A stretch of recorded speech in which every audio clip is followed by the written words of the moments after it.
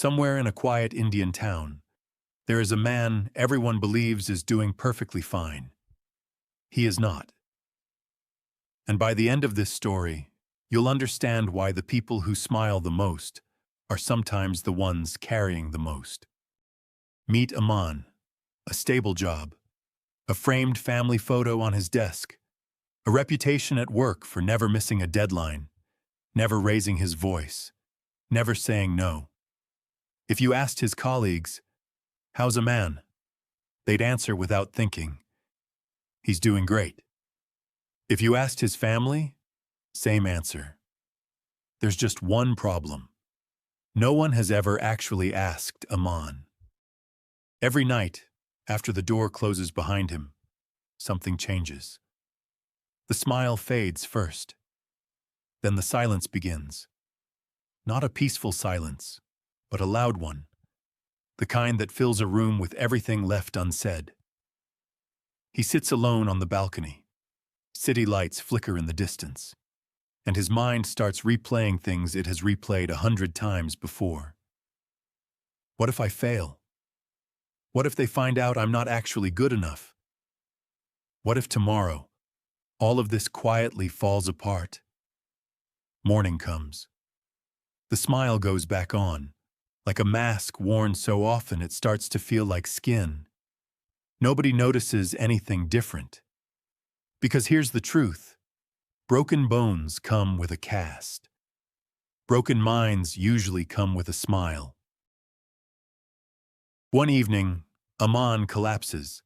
Sudden, sharp chest pain. His family rushes him to the hospital. Doctors run every test they know. Heart, normal.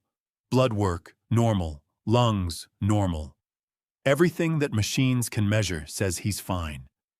Then one doctor pulls up a chair, sits down, and asks a question no test can ask. "Tell me, how have you actually been feeling lately?" And for the first time in years, Aman starts crying. Not from pain, from relief. Because someone had finally asked about the wound nobody could see. The doctor explains something most people never learn. When your mind stays under stress for weeks or months, it doesn't stay in your thoughts. It moves into your body. Cortisol stays elevated. Sleep turns shallow. Focus slips. Immunity weakens. Blood pressure climbs. Your body starts defending you against a danger that was never physically there. Here's the part that changes everything. Your brain cannot always tell the difference between a tiger chasing you and the fear of losing your job. To your nervous system, both register as the same emergency: survival. Suddenly, everything makes sense. The headaches, the exhaustion, the short temper, the racing thoughts at 2 a.m., the stomach that's always slightly unsettled. Sometimes the body has to scream because the mind has been whispering for far too long and no one was listening. The doctor doesn't prescribe a miracle. He says something simpler and far more powerful. Mental health was never about never feeling sad.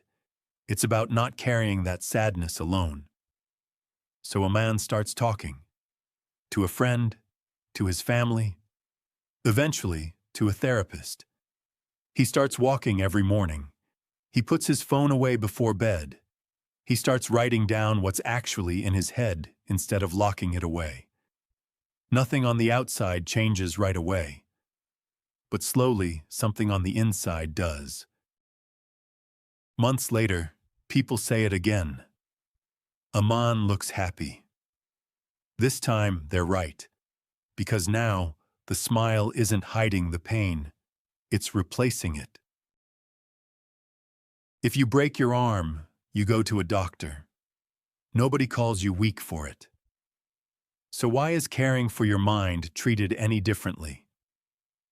Mental health isn't a luxury. It isn't a weakness. It is health. Every decision you make, every relationship you build, every dream you chase, it all begins inside your mind. Take care of it. because the world can only ever look as healthy as the mind that's looking at it.